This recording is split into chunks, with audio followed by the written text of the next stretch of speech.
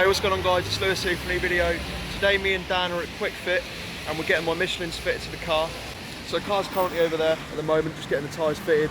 And funny story, one of the guy who's actually fitting the tyres, the mechanic, has noticed that the spigot ring from my old rotors from when I first got the car over a year ago was still on the rears, which is, as you guys can imagine, pretty dangerous.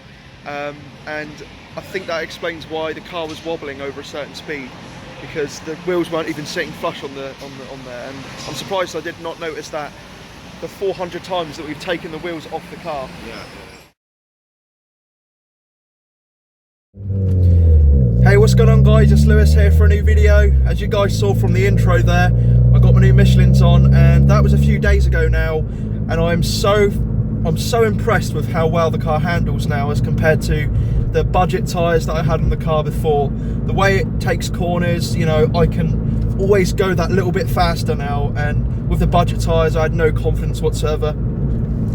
And that takes me on to our sort of title of this video. And the title of this video is the mods that I wish I had done to the Fiesta first, or the little bits that I wish that I'd done, and the bits that you guys should probably be doing too before you do anything in terms of performance, if you're looking to go that route. And the reason why I brought up all of this is because, obviously, as you guys know, I was very bad with the way that I modified my car. I went straight for, you know, power and power and power when I first got the car. And I didn't think about the little things which I wish I, you know, had done to, one, manage that power better, and two, you know, just really enjoy the drive that little bit more.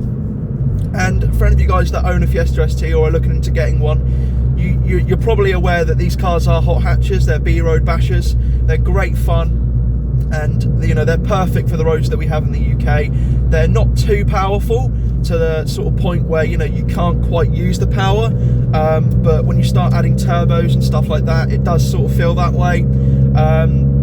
But in this video I'm not going to be talking about power modifications whatsoever. This video is going to be talking about, again, the modifications which I should have done first, and the modifications which you guys should look at doing first before you start adding power to your car. So I think the first modification, which is really underrated and a lot of people out there still haven't done it, is a torque mount. Now, I spoke about this in my first video, and I think the torque mount is very important because it helps you put your power down that little bit more.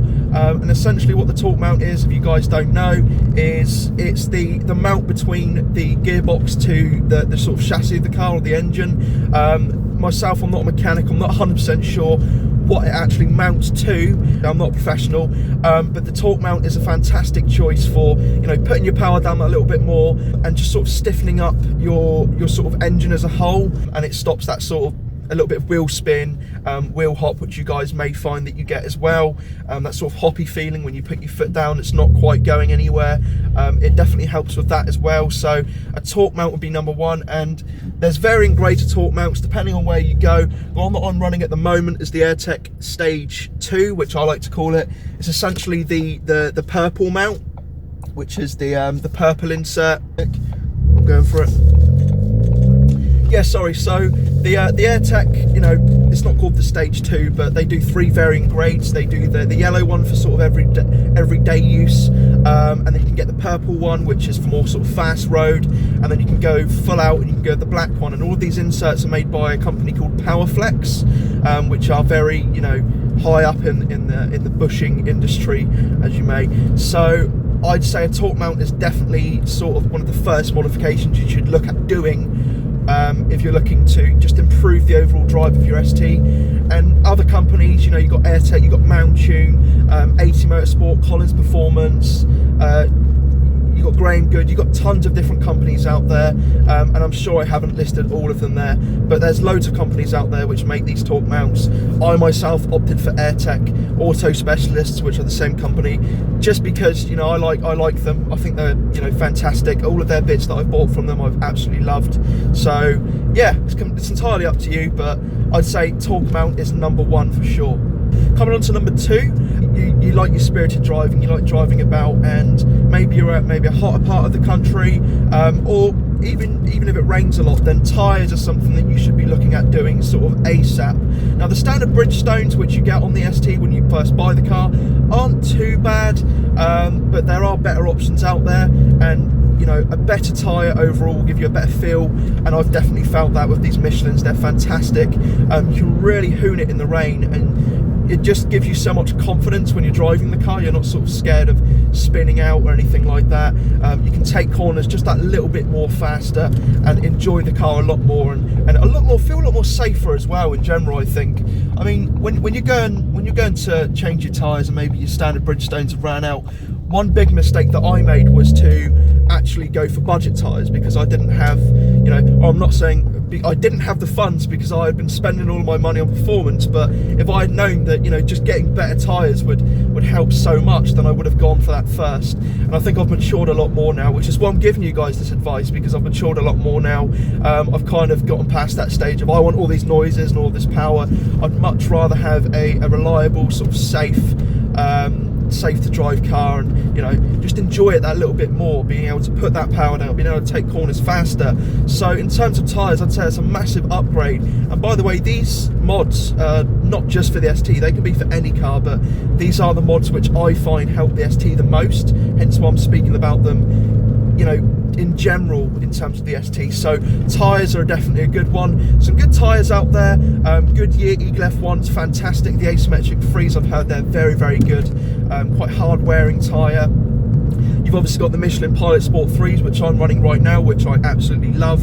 Not had any issues with them at all, and I've still got a ton of tread on them, and I've given them a little bit of abuse, letting them sort of wear in a little bit, and you know, they're really, really good tyres. So anywhere sort of, you know, if you're looking to daily the car, you'd be looking at those. And then if you're looking to track the car, or if you're even looking to, you know, just drive the car on a nice hot day, maybe you don't drive your car all the time, maybe it's not your daily, and you just bring it out on summer days, then you should really be looking at maybe getting some semi-slicks. So, you know, some Yokohama Advan 88Rs, very, very good semi-slick tyre. I've heard nothing but good things about those. R888Rs by Toyo as well. But if you're looking at daily a car, you know, semi-slicks aren't really something that you should really go for. I'd think you'd benefit a lot more from getting a good sort of wet and dry tyre. So something like the Michelin Pilot Sport 3s, I picked them up for a pretty decent price, £330 for every single tyre. So that's 4 tyres there. And yeah, I've felt nothing but, you know, much more joy from driving the car now that I've got these better tyres on. So yeah, tyres are very, very important, and something that you should definitely be looking at getting if you're looking to enjoy your car that little bit more, looking to push it that little bit harder, and just have a lot more fun while doing it. So tyres, number 2. Number 3 is, again, something that I've mentioned in a previous video, but something that's very important to me personally. And, you know, for those of you guys that are running just a standard airbox, you're not looking to increase your power, this probably doesn't apply to you, because as a matter of fact, it sounds quite nice when you are running standard exhaust and airbox, but that is the Symposer Delete. And essentially what the Symposer is, like I mentioned in my previous video on this, is the Symposer is a unit which runs off of your induction noise, and it's completely natural. It's not artificial sound whatsoever, but it's a little unit which amplifies the sound of your induction noise and brings it through to the cabin. And you know, a couple of reasons why you wouldn't want this in your car essentially. Number 1, they have been known to leak, and therefore can cause boost leaks and issues in the future. And number 2, if you are running an exhaust system, an uprated exhaust system, and you are running an uprated induction system, which obviously does produce a lot more noise than standard, you might find it gets a little bit drony in the cabin, maybe a little bit annoying. So just deleting that Symposer is very, very cheap to do. There's tons of sort of videos, etc. out there showing you how to do it, and buying the Symposer Delete bung is very, very cheap as well, normally under £20. So a very good modification that you guys can do just to cut out a little bit of noise. And even if you are sort of running a standard car, you're getting a little bit annoyed with that sound, you're not massively, you know, a fan of it, you can always delete that as well. I myself am running the AirTech big boost pipes, and by standard they come with a Symposer Delete. The actual boost pipe itself doesn't even come with the option for the takeoff, and you do have an option for the Symposer takeoff, of course, but the option which I went for is completely smoothed out. There's no actual there's no takeoff there at all. So I think that's a very important one as well, some poser delete. So definitely something that you guys should be looking at if you're looking to just get rid of that sound, maybe you're fed up with it, or if you want to stop future boost leaks, that's a very good idea as well. So some poser delete is my number 3.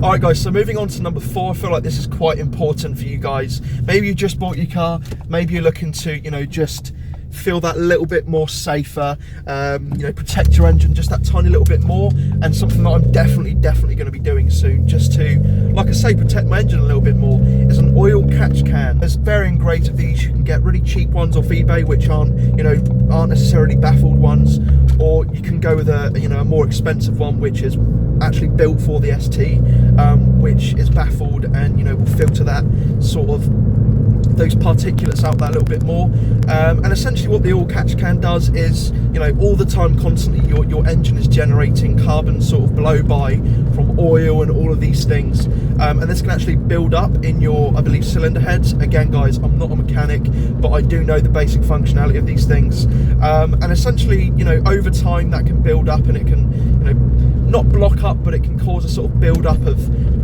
particulates and oil and all of that matter inside of your boost hoses and pipes. And I've actually seen it for myself. Once we took my boost hoses off, there was a little bit of oil in there. So just upgrading to an oil catch can help negate this a lot more by catching a lot of that oil. And these oil catch cans are reusable. You can empty out the oil whenever you want. And a very good YouTuber out there, Adam Rainey, actually done a comparison sort of before and after he bought it, and I think it was only after a few weeks he sort of built up a lot of oil in there. So yeah, definitely oil catch can is something that I'm going to be doing just to protect that engine a little bit more, and for more peace of mind, and to run the power that I do run a lot more safer. So oil catch can is my number 4, and there's different brands out there which sell these. You've got Michelin, I